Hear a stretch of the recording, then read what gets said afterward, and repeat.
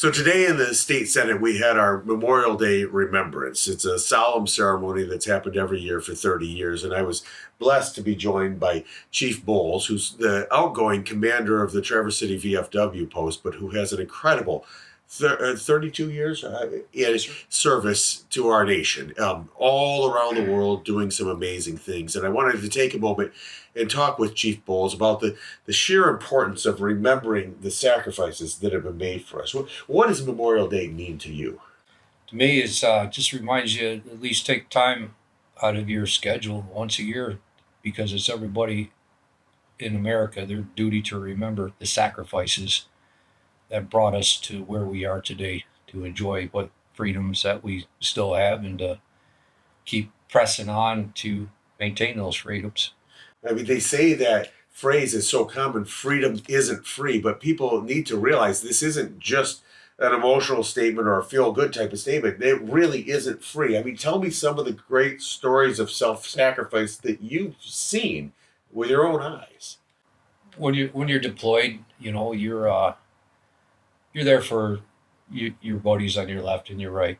At the end of the day, you just kind of forget about back home for a while, and you concentrate on the mission at hand. And everybody steps forward. They do, what there is to do, solve all the issues that may be in front of them. Sometimes you have an issue that's in front of you that you absolutely have the rest of your life to figure out a solution for. And I'll put that kind of humorously, but yeah, it's just a mindset that either have it or you don't.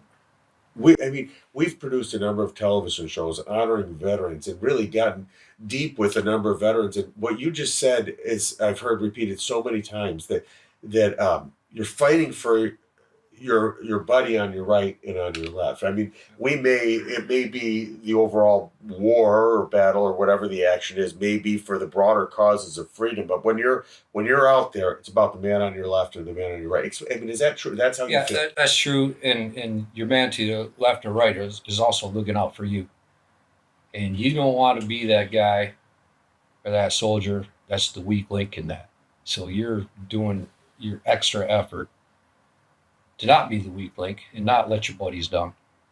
And you know that they're doing the same thing for you to not let you down.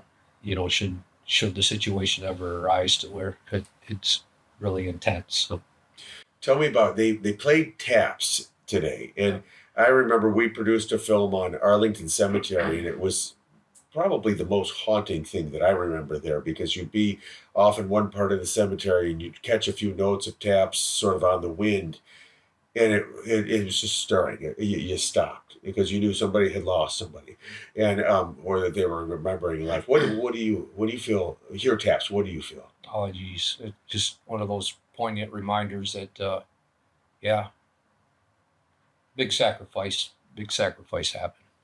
It's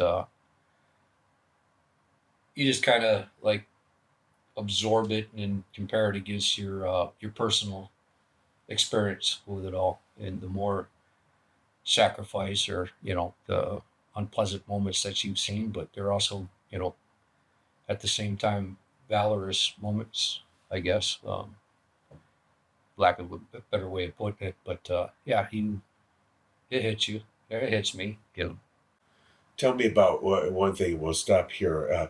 But you're really proud of your son and what your son's Oh doing yeah, now. Tell me what he's doing and how he's doing it. That he passed up West Point to go do it. You tell yeah, me that story. yeah. So currently, he's a '68 whiskey combat medic with the Fifth Ranger Training Battalion in Dahlonega, Georgia, and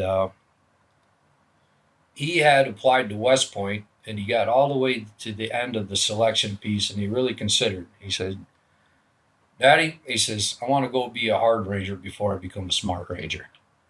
And I'm like, "Ah, okay, if that's what you want to do, go do it." And so he enlisted. He earned his Eagle Scout before his enlistment. He was able to go in as a private first class in E3, and and now he's in his job and earning it and doing it well and getting better every day. Hopefully, he'll cross over and become a emergency room physician. I hope one day. instead of making a career out of it. It's a good stepping stone for him. Or he can reapply and go to West Point. But we'll see. I lied. There's one last thing I want to know. Somebody told me this, and is that as a veteran, Yeah. you almost prefer, people being kind, say thank you for your service. But I had one say, you know what? What I really like to hear is we'll never forget. More than thank you for your service, never forget. Is that true? Now that you mention it, yeah, I would prefer that. Never forget. Yeah. Yeah. Or keep the faith. We were talking about prisoners of war and missing in action folks, and it's our duty to remember them as well on Memorial Day. That your nation won't give up on you. Yeah. So, yeah, as far as kids serving, you cringe a little bit because you're like, careful what you wish for, because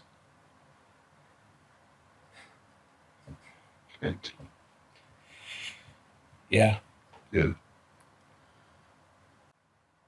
These are important times, and I just hope everybody, Memorial Day is a day to celebrate.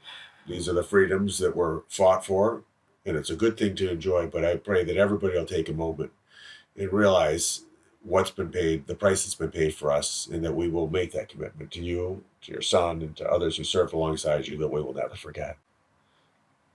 Thank you.